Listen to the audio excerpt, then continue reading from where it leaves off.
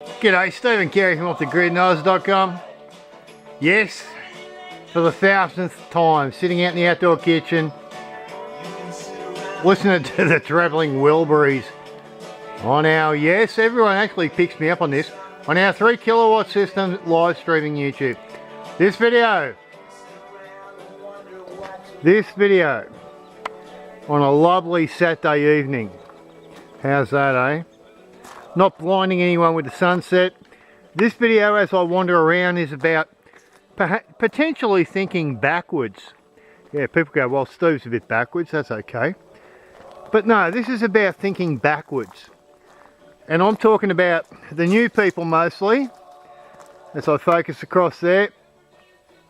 A lot of people move off grid and they have the big checkbook, and that's good. You know, if you've got a big checkbook and you've got the contractors coming in, none of this applies.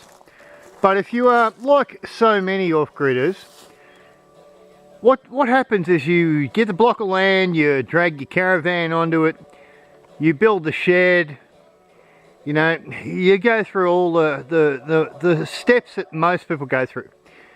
Now, this video is about working it backwards. That little flat that I'm focusing on there, we slammed that up in 6 weeks. This whole property encompasses a cabin, a big workshop, the outdoor kitchen and the house. What we did was thought of it backwards. Before we did anything, we slammed that little cabin up. It's like smaller than a tiny house. It's got a little veranda, but it's smaller than a tiny house. The bottom line with that was it gave us somewhere that was comfortable and inspired us. If you are comfortable when you start your journey off grid, you will be inclined to complete other things. So we put that up. Now, what putting a small building up like that did was opened up a few doors for us. The doors were, it gave us a roof to catch water from. It gave us somewhere to throw a 12 volt panel up on. It gave us things that maybe your caravan or your tin shed might not have. Anyone want a cement mixer? Yeah, someone should finish that floor in the outdoor kitchen.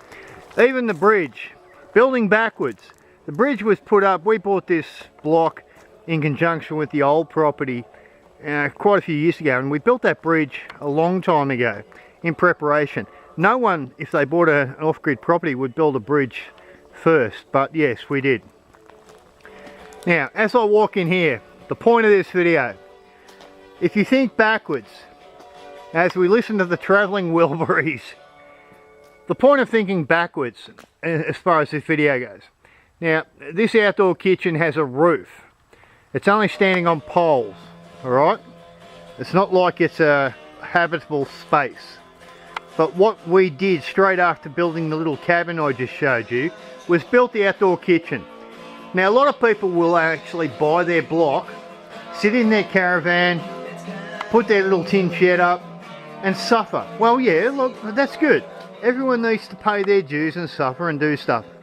But I put this property together, the second one that me and Kerry put together, and we did it backwards.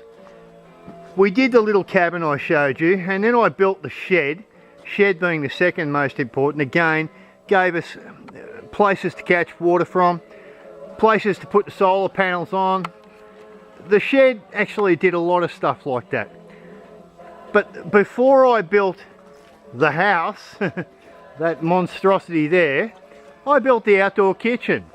Now, you can build a 4-pole, 8-pole, 10-pole outdoor structure, but what that outdoor structure will give you, if you think backwards, meaning that this is the sort of thing that if you're in the burbs and you cut a big check and you get the contractors in, the last thing you do is build your outdoor area. That's the thing that happens after the house. Well, this went up before the house. Thinking backwards. What you need to do, g'day Jess. Jess just had her dinner, so she's flat out. What this outdoor kitchen did was gave us inspiration to continue on with the bigger build, which was the house, alright? And that's the point of building back, or thinking backwards. When you're sitting there and you've just dragged your caravan onto the block, you've got the order in for the tin shed, maybe think about somewhere that you can design or pre-design for a long-term picture to fit in with your own plans. Meaning, if you plan on a big outdoor area, maybe build that first. And yeah, people will go, yeah, that's going to cut $5 grand out of my budget. Well, guess what, guys? That will maybe stop you from suffering 1 or 2 years, or whatever, of struggling to build the monstrosity, the house. And that's the point. You need to create today something that will keep you inspired, give you places like a roof, simple roof, whatever the hell it is, give you a roof to actually create water catchment, somewhere to mount your panels. Shit, if you got panels, you got batteries, yeah, you haven't got a house, you're sitting in your caravan, you got your tin shed halfway up. But if you build an outdoor area, maybe you can throw some plants in it. Maybe you can do things like throw a TV in it. I know, that sounds ridiculous because you've got a house to build. But my question to you is, if the house is going to take you a year, well, maybe pulling the pin on the house just for, 4, 6, 8 weeks, blow that $5 grand on an entertainment area, they would call it in the burbs. Out here we just call them an outdoor kitchen. Put your fire pit in, build your few garden beds. Do the stuff that you would probably not normally do in the suburbs unless you were building with a big checkbook and the contractors. Out here off the grid, you need to keep the motivation up. You need to keep the spirits high. You need to do lots of stuff that enables you to get to that larger picture, which is the house. So maybe stop and think about doing it backwards. And you don't need to build a cabin. If you've got a caravan, well, maybe plan out where your house is going. Build an outdoor structure that you can whack some simple stuff in to put a big smile on your dial for all those months it's going to take to put the rest together. Again, backwards. You put something up that will whack a smile on your dial, keep the enthusiasm up, give you somewhere to hang out in, somewhere to sit there on those cool evenings or those hot afternoons when you're planning the bigger part of the picture, which is the long-term spend on your property. So yes, with Roy Orbison and the Travelling Wilburys, quick video. Maybe when you are, especially if you're new, or if you're an existing off-gridder, this doesn't apply perhaps. If you've got a big checkbook and you're cutting the contractors, yeah, probably this doesn't apply.